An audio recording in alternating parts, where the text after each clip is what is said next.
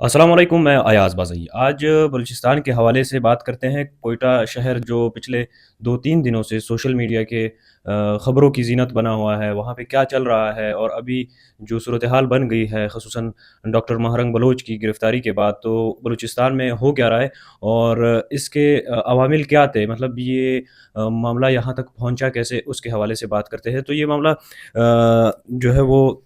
उन dead bodies से start होता है जो जाफ़र एक्सप्रेस के वाक़ये के बाद लाई जाती है कोयटा के सिविल हॉस्पिटल में। तो ये 18 तारीख़ का मामला है, वहाँ पे कुछ डेड बॉडीज़ लाई जाती है तकरीबन, जिनकी तादाद 34 के करीब होती है। तो उन 34 के करीब जो डेड बॉडीज़ है, उनमें से 13 की डेड बॉडीज़ को जो है वो रात के अंधेरे में सिविल हॉस्पिटल के मुर्दाख़ाने से लेकर कोयटा के जो कासी कब्रिस्तान है, वहाँ पे दफ़नाया जाता है इसको हुकूमत की जानिब से। तो इसके वहाँ पे कुछ शाहिदीन होते हैं, वो इस बात को जो है वो हाइलाइट करते हैं कि कासी कब्रिस्तान कोयटा में जो है वो कुछ रात के अंधेरे में यहाँ पे कुछ एक्टिविटीज़ हुई थी और यहाँ पे कुछ जो है वो लाशें लाकर यहाँ पे दफ़नाई गई है। तो ये मामला वहाँ से शुरू होता है और इसके ऊपर बलूचिस्तान असेंबली में डॉक्टर मालिक साहब भी बात करते हैं कि 34 के करीब लाशें, फिर उनमें से 13 को जो है वो वहाँ पे दफ़नाना, ये सारे मामलात को जो है वो वहाँ पे डिस्कस करते हैं। तो जब ये मामला लाइमलाइट पे आता है, जिनको दफ़नाया जाया गया है, उनका मामला जब लाइमलाइट पे आता है, तो बलोच यकजहती कमेटी की जानिब से या जो मिसिंग पर्सन्स है, उनके लवाहिकीन जो है वो सिविल हॉस्पिटल पहुँचते हैं। वहाँ पे जो है वो ये 20 तारीख़ का जो है वो 20 मार्च का जो है वो दिन शुरू होता है। तो ये लोग सिविल हॉस्पिटल पहुँचते हैं, वहाँ पे मुर्दाख़ाना में जाने की कोशिश करते हैं, इनको रोका जाता है। इनका दावा ये है कि जो मिसिंग पर्सन्स लाए गए हैं, उनमें शायद वो भी, या जो लाशें लाई गई है, उनमें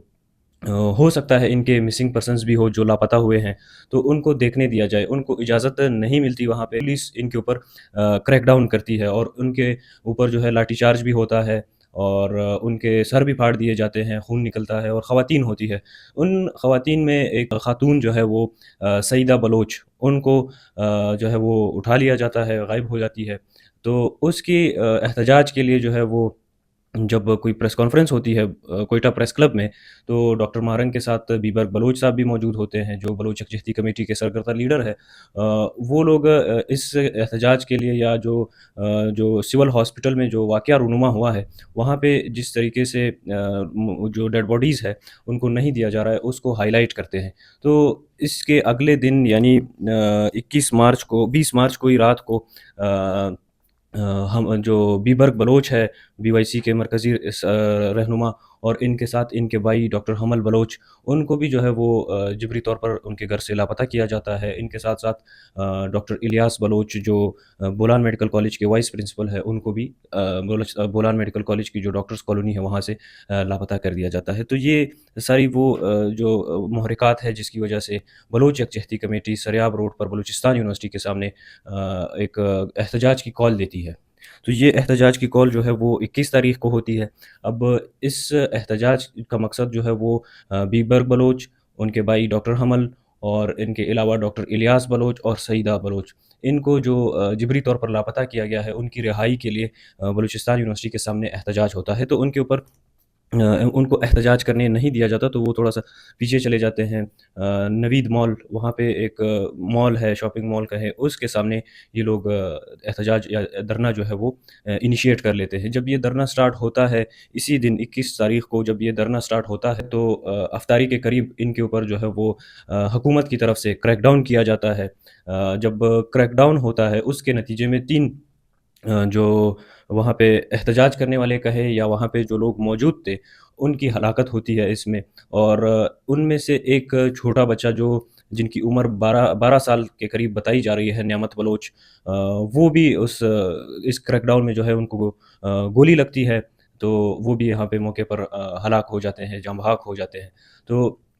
पुलिस की तरफ से या हुकूमत की तरफ से ये इसके ऊपर बयान आता है कि हमें तहकीकात करने दी जाए, ये जो बॉडी है ये हमारे हवाले की जाए, کہ ہم اس کی تحقیقات کریں کہ یہ گولی کس نے چلائی، کیونکہ پولیس نے فائرنگ نہیں کی، اور آگے بڑھ کر یہ الزام لگاتے ہیں کہ یہ ان کے اپنے لوگ ہیں، انہوں نے خود فائر کیا ہے، یعنی جو مظاہرین ہیں بلوچ یکجہتی کمیٹی کے، ان کی جانب سے فائرنگ کی گئی ہے، اور اسی کے نتیجے میں یہ 3 جو شہادتیں ہوئی ہے وہ بلوچ یکجہتی کمیٹی کی جانب سے کی گئی ہے۔ اور دوسری جانب بلوچ یکجہتی کمیٹی انہی 3 لاشوں کے ساتھ سریاب روڈ پہ اسی مقام پر دھرنا دیے بیٹھتی ہے کہ ان کے خلاف جو ایک لائحہ عمل ہے وہ بنایا جائے گا، تو انہی باڈیز کے ساتھ جو ہے وہ وہاں پر احتجاج یا دھرنا جو ہے وہ جاری رہتا ہے۔ اور جو رات کے تقریباً کوئی 12 بجے کے بعد ایک پریس ریلیز آتی ہے بلوچ یکجہتی کمیٹی کی جانب سے، اور اس پریس ریلیز کے مطابق جو لاشیں وہاں پہ دھرنے میں موجود ہے ان کو جو ہے وہ دفنایا جائے گا صبح، لیکن صبح یعنی آج کے دن ایک پریس کانفرنس بھی ہوگی 10 بجے، جس میں وہ آگے کا لائحہ عمل بتائیں گے، لیکن اس سے پہلے انہوں نے پورے بلوچستان میں شٹر ڈاؤن ہڑتال کی کال دے رکھی ہوتی ہے۔ تو یہ سارا وہ معاملہ ہے جو سچویشن کو اور مزید بگاڑ کی طرف لے کے جا رہا ہوتا ہے۔ تو جب یہ اب پریس ریلیز آ جاتی ہے تو اس کے بعد جو ہے وہ سحری کا وقت ہوتا ہے، یعنی آج ہی کے دن سحری کا وقت ہونے کے قریب ہوتا ہے، تقریباً 5:30 بجے کے قریب پولیس ایک بار پھر سے اسی دھرنے میں جاتی ہے، اور وہاں پہ جو مظاہرین ہیں ان کو منتشر کرتی ہے، اور جو وہاں پہ ڈیڈ باڈیز پڑی رہتی ہے احتجاجاً، ان ڈیڈ باڈیز کو کنفسکیٹ کرتی ہے، ان کو لے کے جاتی ہے اپنے ساتھ، اور ساتھ میں جو بلوچ یکجہتی کمیٹی کے لیڈرز ہیں ڈاکٹر مہرنگ بلوچ، بیبو بلوچ، اور ان کے ساتھ جو دیگر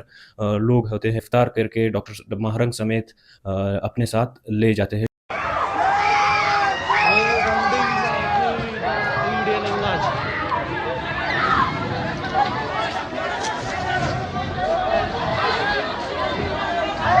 انیشیلی ان کی جو نو ہاؤ ہے، لوکیشن ہے، اس کا پتہ نہیں چلتا،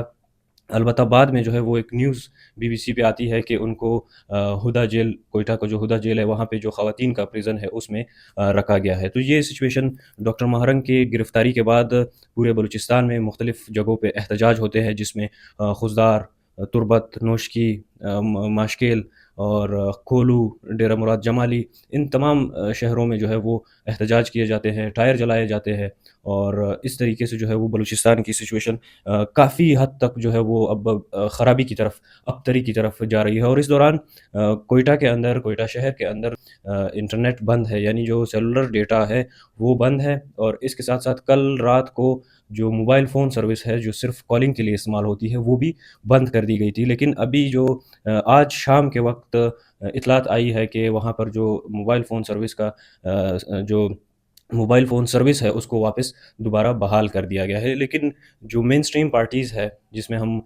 پاکستان پیپلز پارٹی اور مسلم لیگ نون یا جو دیگر جماعتیں ہیں، ان کا جو موقف ہے اگر وہ سامنے رکھا جائے تو ان کا اس کے حوالے سے کوئی موقف سامنے نہیں آیا۔ البتہ جو بلوچستان بار کونسل ہے انہوں نے ڈاکٹر مہرنگ کی فوری رہائی کا مطالبہ کیا ہے۔ پاکستان تحریک انصاف نے جو بلوچستان میں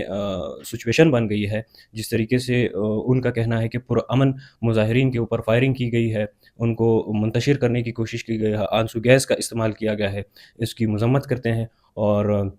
جو بلوچستان کی گورنمنٹ ہے وہ جینون گورنمنٹ نہیں ہے، عوامی گورنمنٹ کو مینڈیٹ دیا جائے۔ تو یہ وہ ساری صورتحال ہے جس کی وجہ سے آج بلوچستان اس نہج پر پہنچ چکا ہے، اور اب غیر مصدقہ ذرائع سے یہ اطلاعات آ رہی ہے کہ ڈاکٹر مہرنگ کے اوپر یہ پریشر ڈالا جا رہا ہے کہ وہ جو احتجاج پورے بلوچستان میں ابھی پھیل چکا ہے، جگہ جگہ جہاں پہ